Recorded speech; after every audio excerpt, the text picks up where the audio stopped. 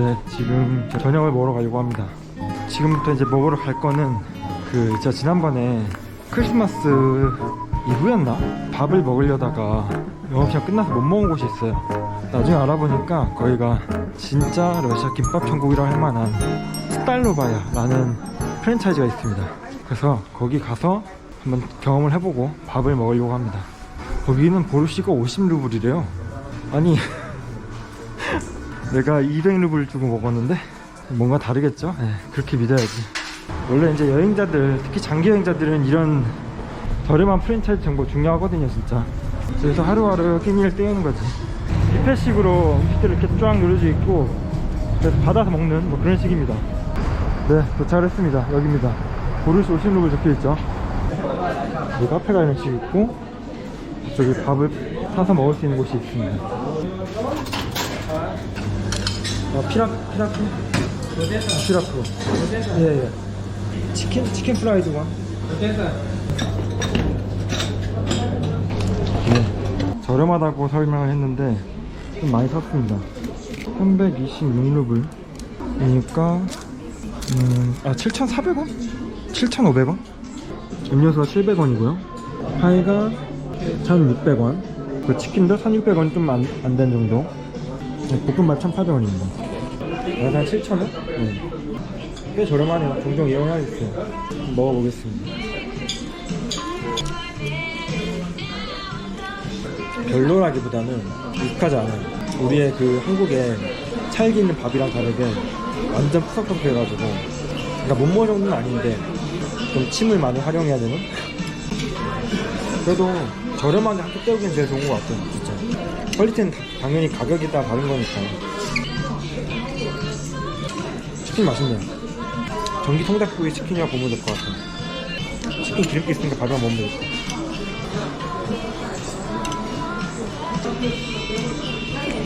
사과주스. 잠깐 정정해야 할 게 생겼습니다. 이 치킨이 77이라 되어 있는데 이게 1kg당? 네, 1kg당 가격인 것 같아요. 1.6kg였나봐요. 그래서 123루블이 됐습니다. 치킨마다 크기가 다르니까 그람으로 좀 무게되나봐요. 뭐 치킨이 큰 건 사실이니까. 이 스탈로바야가 각 지역마다 있는 프랜차이즈라고 있잖아요. 근데 각 지역마다 있는 음식이 다른가봐요. 그래서 좀 아시아 쪽에 가까운 음식점에는 뭐 흰쌀밥도 있고 이것저것 동양적인 음식도 있는 것 같고요. 상트페테부르크는 어떻게 보면 가장 유럽적인 러시아의 도시이기 때문에 밥은 이 볶음밥 정도밖에 없긴 한데 각 지역 갈 때마다 이 스탈로바야를 구경하는 것도 나름의 재미가 될 수 있을 것 같습니다. 그리고 이거는 애플파이거든요. 애플파이 이름은 들었는데 먹어본 적 없어가지고 한번 사봤습니다. 야, 사과가 씹히네요. 네, 그렇게 해서 식사를 마치고 나왔습니다. 오늘 이제 상트페테부르크의 마지막 밤이고요. 내일도 있긴 있는데 내일 밤에는 이제 출발할 거라서 내일은 마지막 구경을 하고 드디어 처음으로 러시아 시베리아 철도를 타겠습니다. 안녕하세요, 탑입니다. 오늘 밤에 이제 기차를 타고 무르만스크로 넘어갈 예정이기 때문에 짐을 맡기고 지금 체크아웃하고 나왔습니다. 네, 그리고 이제 제가 지금부터 갈 곳은 겨울궁전이라는 곳입니다. 이제 러시아 제국에서 궁전을 쓰던 곳 중 하나인데 현재는 에르미타주 박물관이라는 곳으로 이용되고 있어요. 그냥 건물은 겨울궁전인데 내용물은 박물관인 거죠. 여기가 루브르 박물관이랑 대형 박물관과 함께 세계 3대 박물관이라고 합니다. 러시아 제국 자체가 컸고 그리고 그 뒤를 이은 소련도 엄청나게 큰 나라였고요. 그래서 나는 볼 게 좀 많다고 합니다. 근데 문제는 아시다시피 제가 QR코드가 없기 때문에 사실 들어갈 수 있을지 모르겠어요. 뭐 그게 안되면 그냥 겨울궁전 외곽이라도 좀 구경하고 오겠습니다. 네, 팰리스 광장에 도착을 했습니다. 지난번에 한번 왔었죠. 얼어 죽을 뻔했지만. 그리고 저게 겨울궁전입니다. 아, 저 에메랄드빛 되게 예쁘다. 이게 제 궁전이라고 하니까 저희가 생각했던 그런 궁전의 이미지는 아니긴 한데 그 뭐라 해야 되지? 항족이 살았을 법한 사이즈긴 해요. 진짜 엄청 크죠? 거의 뭐 아파트 단지 수준인데? 그리고 아직 저 크리스마스 트리가 있네요. 아, 아직이 아니지. 1월 7일까지는 있겠죠. 오, 저 동상은 누굴까? 약간 천사 같은데? 저 날개 달려있죠? 보니까 저게 그 나폴레옹을 물리쳤을 때 세운 기둥이라고 합니다. 뭐 승리의 여신, 뭐 니케 뭐 이런 거 같아요. 근데 지금 되게 깜짝 놀랐던 게 보이나? 저기 보이시나요? 저쪽에? 아니 저 멀리서 투명인간이 투명인간이 있는 거예요. 이 모자는 있는데 얼굴이 없어요. 그래서 뭐지? 이렇게 했는데 깜짝 놀란 거예요 진짜. 그러니까 아마 행위예술리 종류인 것 같은데 저한테 다가오는 거야 갑자기. 와 시끄럽다 진짜. 갖고 막 말 걸려고 하는 거 이제 100% 뭐 사진이죠. 사진 찍고 돈 받겠다는 건데, 그래서 바로 도망쳤습니다. 근데 저분이 더 놀란 게 여자예요. 심지어 남자가 아니었어. 하여튼 이제 도착을 했습니다. 오, 저 위에 막 동상 하나씩 다 있고 막 그러네. 아, 들어갈 수 있을지 모르겠다. 보니까 티켓을 사이트로만 살 수 있는 것 같은데 일단 검색을 일단 해볼게요. 네, 보이시나요? QR코드 없으면 안 된다 그러네요. 결제할 때 필요하지는 않은 것 같은데, 그러니까 경고를 하는 식이에요. 그러니까 지금 입장하는 거 보면은 QR코드를 따로 확인하진 않는데, 만약에 걸리면 좀 문제가 될 것 같아가지고 어쩔 수 없네요. 그냥 저는 외곽만 구경하겠습니다. 아, 그래도 외곽이 예쁘니까, 예. 외곽이라도 보면 되죠 뭐. 와, 저 창문마다 얼굴 다 파놨네. 대단하다 진짜. 이 에메랄드 색을 썼다는 게 되게 독특한 것 같아요. 그러니까 여기도 적혀있죠, QR코드. 그러니까 제가 러시아를 잘하지 못하는데 일단 포어트는 입구라는 걸 많이 나오거든요. 그리고 이거는 조사고요, 전치사고. 무지가 박물관의 뜻입니다. 그리고 QR, 이게 D고 이게 U거든요. 코드. 네. 중거 나머지는 몰라요. 그리고 밑에도 있네요 어차피. QR코드, 백신, 확인. 진짜 영어가 짧아. 하여튼 이렇습니다. 그러면은 이제 다시 이동을 하겠습니다. 다음 목적지는, 러시아가 또 문학으로 유명하잖아요. 톨스토이나 도스토옙스키, 뭐 죄와 벌, 부활 뭐 이런 문학이 되게 유명한 게 많은데, 도스토옙스키가 살았던 생가가 이 상트페테르부르크에 있대요. 그래서 나름 그의 책을 좀 읽었던 사람으로서 좀 가보도록 하겠습니다. 근데 참 세상 전 생각인데,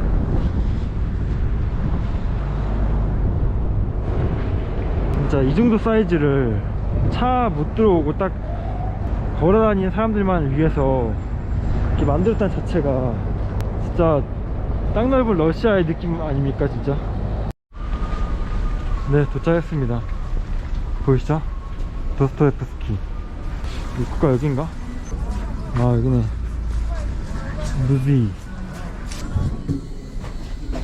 Здравствуйте. Need to QR code? Что? Need to QR code? Вы в музей? Yeah. В музей? Yes. Да. Чтобы в музей нужен QR-код. 제가 제 걸 보여드리긴 했는데. Вакцинация, у нас же это делалось в 21 году, это давно. One ticket. It's okay? Can. Okay. 러시아 이런 관광지 가면 특징이 옷을 보관을 해주세요. 그래서 이렇게 목걸이 이런 번호표를 주시고 나중에 찾아가면은 옷을 돌려주십니다. 티켓은 이렇게 샀고요. 그냥 모르겠다, 이게 한국계 통하는 건가? 아예 안 되진 않는 것 같고, 쬐끄만 데는 되고 이런 것 같아요 보니까. 큰 데는 안 되는 것 같은데 더 엄격하게 하는 거죠 그만큼.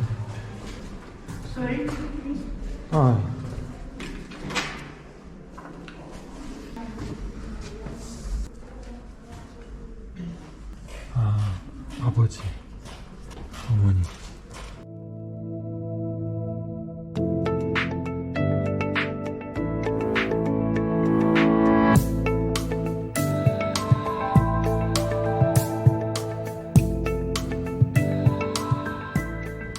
그리고 이게 도스토옙스키.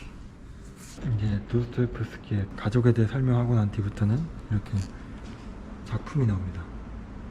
저 작품은 노름꾼이라는 작품인 것 같아요. 이거는 미성년이라는 작품. 카라마조프의 형제들. 이쪽은 생가네요. 저희가 글을 썼던 자리인 것 같습니다. 그래도 나름 잘 살았는데? 이 집은 그나마 도스토옙스키가 좀 나중에 생활이 안정되면서 지어진 집인 것 같고요. 그의 팬이었던 두 번째 아내였던 안나라는 사람이 그를 열심히 서포트하기 시작하면서 생활의 안정세가 왔다고 하네요. 티켓 가격은 250루블입니다. 5,000원 좀 안 되죠? 한 4,000원? 네, 4,000원 정도 하고요. 그렇게 큰 규모는 아닙니다. 네, 저는 지금 도스토옙스키 박물관 구경을 마치고 지금 근처 스타벅스에 왔고요. 아까 거기서는 제대로 설명을 못했어요. 아무래도 박물관 자체가 작고 분위기도 조용한 편이어서 제가 좀 떠들기는 좀 그래서 일단 촬영만 하고 나왔습니다. 그래서 잠깐 도스토옙스키에 대한 이야기를 잠깐 하자면은 24살쯤에 첫 탈고를 하게 되는데, 이 도스토옙스키의 작품은 사실 저도 한편 죄와벌밖에 읽지는 않았지만은 되게 진해요. 이렇게 뭐 먹는 걸로 치면 약간 되게 진한 맛이라서 이해하는 데 있어서 약간 어려움이 좀 있어요. 이 러시아가 당시에 글의 길이로 원고비를 줬었기 때문에 일부러 좀 더 길게 쓰는 부분도 있다고 하더라고요. 근데 솔직히 말하면은 박물관 자체는 개인적으로 그다지 재밌진 않았어요. 정말 도스토옙스키의 작품을 재밌게 보고 좀 감명을 받은 그런 분들이 오시기에 추천할 만한 곳이고, 저는 약간 얇게, 진짜 얕게 아는 수준으로 왔었기 때문에 그렇게 재밌진 않았습니다, 개인적으로. 하여튼 이렇게 도스토옙스키 생가의 구경을 마쳤고요. 좀만 쉬다가 또 다음 관광지로 이동하겠습니다. 네, 마침 시장에 있어서 한번 돌아보려고 왔습니다. 네, 이런 식으로 실내에 있는 시장이고요. 농산물이나 이런 걸 좀 파는 것 같습니다. 과일 많이 판다. 사과가 엄청 귀여운데? 포도가 되게 작다. 그래서 치즈도 있고. 가격이 안 붙어있다 근데. 호두를 까서 파네? 저건 좀 독특하다. Very good. 우와, 송류인가 보다. 건과일 엄청 파네요. 근데 나는 건과일의 쓴맛을 한번 봤기 때문에. 치즈, 고기, 연어가 엄청 파네. 연어가 잘 잡히나 보다. 대체적으로 농수산물 많이 파네요. 그냥 살짝 돌아봤습니다. 네, 그렇게 해서 제가 이제 상트페테르부르크에서 마지막으로 갈 곳은 바로 파베르즈 달걀 박물관이라는 곳입니다. 이게 뭐냐면은 그 서양 쪽에는 부활절이라는 명절이 있습니다. 이제 예수님의 부활을 기념해서 만든 그런 명절 같은 건데, 해외에서는 생각보다 좀 규모가 커요. 그래서 달걀을 되게 꾸며가지고 하는 뭐 그런 장식이 있는데, 그걸 이스터 에그라고 불러요. 그런 이스터 에그를 다른 나라는 적당히 꾸미는데 러시아에서는 좀 진심으로 꾸미나봐요. 되게 막 화려하게 막 보석도 붙이고 막 금박 붙이고. 러시아 기념품을 보러 갔을 때 몇 번 나온 적이 있었잖아요. 그런 달걀 세공 중에서도 가장 유명한 가문이 파베르제라는 가문입니다. 황제한테 납품하는 달걀을 만들었던 그런 가문으로 유명한데, 그들이 만들었던 세공품 중에서 꽤 많은 일부가 그 파베르제 박물관에 있다고 해서 거기를 한번 가보려고 합니다. 네, 도착했습니다. 여기도 마찬가지로 박물관이기 때문에 일단 QR코드가 필요할 것 같고요. 된다 그러면은 뭐 가는 거고. 네, 시도는 해봤는데 안 된다 그러면 나갈 것 같습니다. 첫날 피해 성당이 거절된 후부터는 비교적 마이너한 곳을 가려고 노력을 해봤는데 마지막은 이렇게 됐네요. 어쨌든 그 나라는 그 나라의 국민을 지켜야 되는 거고, 저는 이방인이니까 그래도 외국인한테 QR코드를 발급할 기회는 줘야 되는 거 아닌가 라는 생각은 드는데, 하여튼 그러면은 상트페테르부르크의 관광은 이걸로 마치고 저는 밥 먹고 잠깐 숙소에 갔다가 오늘 저녁 시베리안 횡단 열차를 타도록 하겠습니다. 네, 그러면은 지금까지 상트페테르부르크 여행을 한 제 영상 봐주셔서 감사하고, 다음엔 더 고생한 영상으로 찾아뵙겠습니다. 감사합니다.